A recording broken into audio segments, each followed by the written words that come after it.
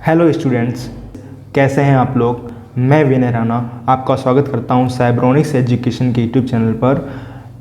तो एस्पिरेंट्स, मैं वापस आ चुका हूं आपके सामने एक नए टॉपिक के साथ, जो कि स्पेशली बीएचयू बीकॉम के एस्पिरेंट्स के लिए होने वाला है। और इस वीडियो में हम लोग देखेंगे कि क्या हमारा एग्ज़ाम पैटर्न होने वाला है। आप लोग अच्छे से जानते हो कि ऑलरेडी हमारा एग्ज़ाम की जो डेट्स हैं काफ़ी डिले हो चुकी थी लॉकडाउन की वजह से, और साथ ही साथ सिर्फ लॉकडाउन एक केस नहीं था, हमारे सामने ये भी एक कंडीशन आ रही थी कि CU सेट से हमारे एग्ज़ाम होंगे, क्या होगा क्या नहीं होगा। इस वजह से काफ़ी चीज़ें डिले होती चली गई। तो फाइनली ये न्यूज़ आई कि अब जो एग्ज़ाम आपका होगा BHU का, वो BHU कंडक्ट ना करा के NTA नेशनल टेस्टिंग एजेंसी कराएगी कंडक्ट। तो बच्चों, हम लोग यहाँ ये देखेंगे कि इससे पहले NTA से पहले जो BHU एग्ज़ाम कंडक्ट करा रहा था उसमें क्या चीज़ें थीं, और अब जो हैं क्या बदलाव किए गए हैं। तो हम लोग यहाँ पर क्या देखेंगे, एग्ज़ाम पैटर्न देखेंगे जो कि BHU बीकॉम का है और NTA अब इसको कंडक्ट करवा रहा है। ओके, तो सबसे पहले हम लोग यहाँ पर देखेंगे कि क्या एलिजिबिलिटी क्राइटेरिया इन्होंने सेट किया है। ठीक, दूसरी चीज़ हम देखेंगे कि टोटल सीट्स कितनी हैं, क्योंकि ये भी जानना बहुत ज़रूरी है कि हम लोग कितनी सीट्स के लिए फ़ाइट कर रहे हैं। और नेक्स्ट हमारा है मार्किंग स्कीम।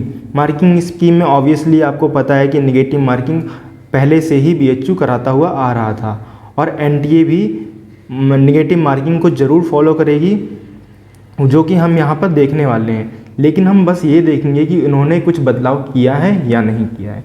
नेक्स्ट पॉइंट हमारा रहेगा सब्जेक्ट्स की डिटेल्स। कहीं ऐसा तो नहीं कि कोई सब्जेक्ट्स को कम कर दिया गया या किसी सब्जेक्ट को बढ़ा दिया गया, तो ये देखेंगे हम। नंबर ऑफ़ क्वेश्चंस, ऐसा भी हो सकता है कि क्वेश्चन बढ़ गए या फिर कम कर दिए गए हैं। और मार्क्स, तो हम टोटली इन सारे जो पॉइंट्स हैं, हमारे टोटल 6 पॉइंट्स को हम यहाँ पर डिस्कस करने वाले हैं। तो हम लोग यहाँ पर कुछ भी अपनी तरफ से बात नहीं करने वाले। जो हमारे सामने प्रोस्पेक्टस या बुलेटिन NTA और BHU ने पब्लिश किया है, हम उसी को पढ़ेंगे और उसी के बारे में, उसी से हम आगे डिस्कशन अपना जारी रखेंगे। सो स्टूडेंट्स, वीडियो स्टार्ट करने से पहले आपको इन्फॉर्मेशन देना चाहता हूँ कि अगर आपने हमारे टेलीग्राम चैनल को ज्वाइन नहीं किया है तो ज़रूर से कर लीजिए, क्योंकि वहाँ पर हम आपके BHU बीकॉम एंट्रेंस की जो प्रिपरेशन है उसको बूस्ट करने के लिए हम फ्री में वहाँ क्विजेस दे रहे हैं सभी सब्जेक्ट्स की, चाहे वो CEA हो, करंट इकोनॉमी अफेयर, चाहे वो कंप्यूटर हो, चाहे BO हो, BM है, and accountancy, economics, every kind of subjects. Her subjects के बारे में हम वहाँ पर फ्री क्विज़ दे रहे हैं, जो कि आपके लिए बहुत इंपॉर्टेंट होने वाली है। अगर हम करंट इकोनॉमी अफेयर की बात कर लें तो आप जानते हो वहाँ पे क्या है, क्या पूछा जाता है। सिर्फ हमारे बैंकिंग रिलेटेड क्वेश्चन पूछे जाते हैं, हमारे बिजनेस रिलेटेड क्वेश्चन भी पूछे जाते हैं, और इकोनॉमी बेसिस पे हमारे क्वेश्चन पूछे जाते हैं। तो बच्चों, मैं बताना चाहूँगा कि हमारे जनवरी 2021 से जून 2021 तक के एवरी मंथ के नोट्स जो CEA पर बने हैं वो मैंने टेलीग्राम चैनल पर सेंड किया है। आप ज़रूर से उसको जाकर देखिए, पढ़िए एंड डाउनलोड करके आप अपनी प्रिपरेशन को बूस्ट करिए। और मैं यही कहूँगा कि आप रेगुलर आके, जैसा कि मैंने बताया, रेगुलरली जो डेली क्विज़ हैं वो आपको टेलीग्राम चैनल पर मिलती हैं, तो आप लोग ज्वाइन करिए। तो डेली आप अपनी प्रैक्टिस करते रहिए। तो पहला पॉइंट हमारा क्या रहेगा, एलिजिबिलिटी क्राइटेरिया, कि हमारा क्या एलिजिबिलिटी क्राइटेरिया है BHU एग्ज़ाम में बैठने के लिए और उसे पास करने के लिए। तो स्टूडेंट्स, हम लोग यहाँ पर देखेंगे कि एलिजिबिलिटी क्राइटेरिया क्या है और यहाँ पर क्या चीज़ें सेट की गई हैं हमारे लिए। देखिए, जैसा कि आप देख पा रहे होंगे, फैकल्टी ऑफ कॉमर्स में हमारा जनरल कोर्स है बीकॉम ऑनर्स, जो कि आप जानते हो कैंपस में होते हैं, और हमारे कॉलेजेस में भी बीकॉम ऑनर्स है। लेकिन जब हम बात करते हैं स्पेशल कोर्स की, तो ये हमारा सिर्फ मिर्ज़ापुर के कैंपस में, यानी कि RGSC Rajiv Gandhi south campus में ही अवेलेबल है। ठीक है, और दोनों का एग्ज़ाम एक ही होता है, तो परेशान मत होइए। तो कोर्स कोड हमारा जो है वो 133 है।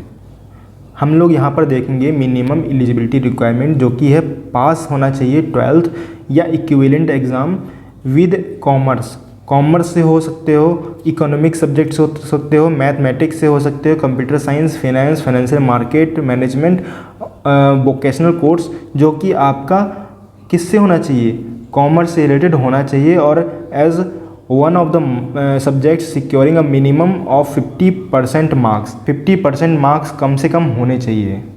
तो नेक्स्ट हम लोग देखते हैं यहाँ पर एज। तो एज जो है हमारी 22 ईयर्स से ऊपर नहीं होनी चाहिए, जो कि आपका 1 जुलाई 2021 की डेट को आप जब कैलकुलेट करोगे तो आपकी एज 22 ईयर्स से ऊपर नहीं होनी चाहिए। तो यहाँ पर आपने एलिजिबिलिटी क्राइटेरिया को देख लिया।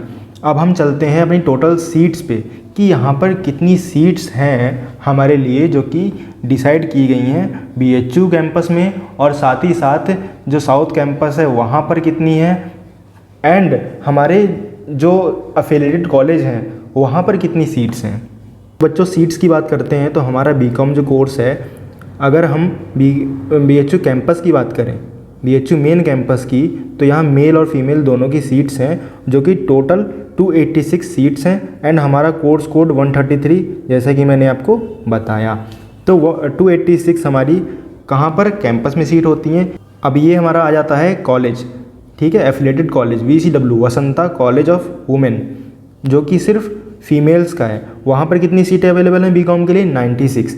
थर्ड हमारा जो है वो भी एक एफिलिएटेड कॉलेज है DAV PGC, मतलब DAV PG कॉलेज। यहाँ पर भी आपके मेल एंड फीमेल दोनों कैंडिडेट होते हैं। वहाँ पर आपकी सीटें जो हैं 227 हैं। सो नेक्स्ट हम चलते हैं AMPGC। तो ये यहाँ पर जो कॉलेज है वो सिर्फ फीमेल्स का है, वहाँ पर आपकी 96 सीट्स हैं, और इस कॉलेज का नाम क्या है, आर्य महिला PG कॉलेज। नेक्स्ट हम बात करते हैं RGSC बरकछा। तो ये आपका मिर्ज़ापुर में स्थित है, और ये आपका साउथ कैंपस है, Rajiv Gandhi south campus. Main campus आपका BHU कैंपस हो गया, और सेकंड कैंपस आपका RGSC, जहाँ पर आपकी FMM जो BCom है स्पेशल कोर्स, वहाँ पर आपकी पढ़ाई कराई जाती है। और हम अगर बात कर लें RGSC बरकछा की, तो वहाँ पर 114 आपकी सीट्स अवेलेबल हैं। तो यहाँ पर हमने बात किया टोटल सीट्स कितनी हैं, और आपने अच्छे से समझ लिया होगा आई होप। और कोई भी अगर क्वेरी होती है, आपको कोई भी चीज़ समझ में नहीं आई, तो आप हमें कमेंट भी कर सकते हैं, एंड टेलीग्राम पे मैसेज भी कर सकते हैं। एंड अगर हम बात करें अपनी मार्किंग स्कीम की, जो कि हमारा थर्ड पॉइंट है, बहुत इंपॉर्टेंट है, तो वो क्या है, आप किस तरीके से मार्किंग होने वाली है, नेगेटिव मार्किंग है तो क्या बदलाव किया गया है, ये हम देखेंगे। तो आप लोग देख पा रहे होंगे मार्किंग स्कीम ऑफ एग्जामिनेशन, तो वो क्या है। So each question would carry 4 marks for correct answer. तो अगर आप एक क्वेश्चन को सही करते हो तो आपके 4 मार्क्स जो हैं वो ऐड हो जाएंगे, and there is negative marking also. देखिए मैंने ऐसा बताया था, नेगेटिव मार्किंग जरूर होगी। For each wrong answer 1 mark would be deducted. तो आप जो भी क्वेश्चन करोगे तो 1 नंबर का रिस्क आप लेके करोगे, क्योंकि जहां आपने एक भी क्वेश्चन की गलती की तो आपके सही क्वेश्चंस में से एक मार्क्स धीरे धीरे वो काटता चला जाएगा।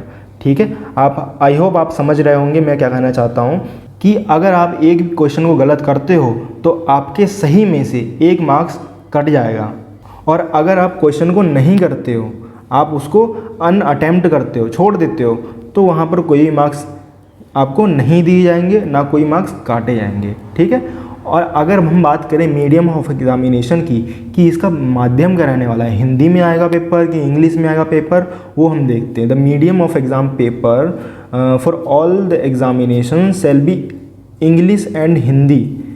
ठीक है, हिंदी और इंग्लिश दोनों में होने वाला है, except for those that have been identified to be using only either English और हिंदी। तो वही एग्ज़ाम को छोड़कर जो सिर्फ इंग्लिश या सिर्फ हिंदी में होने वाले हैं, उन एग्ज़ाम को छोड़कर सभी आपके एग्ज़ाम हिंदी और इंग्लिश दोनों में होने वाले हैं। और एक यहाँ पर हाईलाइटेड क्या है पॉइंट, जो कि आपको इतना ज़रूरी नहीं है, आपसे कोई मतलब नहीं है यहाँ पर। Question paper for BA LLB, आपका BA LLB का जो एग्ज़ाम होगा वो सिर्फ इंग्लिश में होने वाला है, तो आपको इससे कोई लेना देना नहीं है। आप सिर्फ अपने एग्ज़ाम के प्रोस्पेक्टिव से सोचेंगे यहाँ पर, जो कि आपकी इंग्लिश एंड हिंदी दोनों माध्यम से होने वाला है। तो अब हम लोग बात कर लेते हैं सब्जेक्ट डिटेल्स की, जो कि बहुत इंपॉर्टेंट पॉइंट है आपका, कि इससे पहले तो BHU जब कराता था आपका एग्ज़ाम तो उसके अलग सब्जेक्ट्स थे। क्या ऐसा तो नहीं है कि NTA के आने के बाद कुछ सब्जेक्ट में चेंजेस आए हों, तो ये भी देखना बहुत ज़रूरी है। सो अब हम लोग पहुंच चुके हैं अपने कॉमन टेस्ट फॉर 133 कोड, जो कि आपका BCom है। As you know. एंड सबसे इम्पोर्टेंट बात, अब हम लोग यहाँ पर देखने वाले हैं अपने सब्जेक्ट्स और साथ ही में आपके जो नीचे के पॉइंट्स थे, जो कि आपके टोटल नंबर ऑफ क्वेश्चन थे, नंबर ऑफ मार्क्स थे, वो भी यहाँ पर ईजीली आपको समझ में आ जाएगा। और एक और मेन चीज़, आपकी टाइमिंग क्या होने वाली थी वो भी यहाँ पर आपके लिए क्लियर हो जाएगी। There shall be one paper of 150 minutes. तो पहली बात क्लियर हो गई, यहाँ पर 150 मिनट्स का एक पेपर होने वाला है जो कि 2.5 घंटा आपका होता है। ठीक, 2.5 घंटे की ड्यूरेशन होने वाली है, जो कैरी करेगा आपके सामने 600 मार्क्स।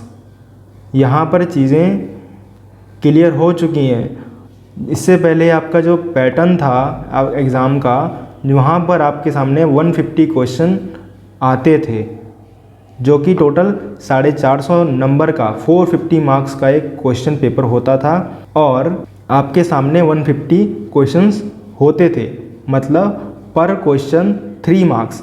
लेकिन यहाँ पर क्या किया गया है, क्वेश्चन तो 150 ही हैं, मार्क्स को 600 कर दिया गया, मतलब 4 मार्क्स पर क्वेश्चन। आपके सामने 4 नंबर का एक क्वेश्चन कर दिया गया है। और आगे क्या कहा गया है आपके सामने कि 15 ईच फ्रॉम क्वेश्चन। तो आपके सामने जो सब्जेक्ट से क्वेश्चन होंगे वो 15 क्वेश्चन हर सब्जेक्ट से होने वाले हैं।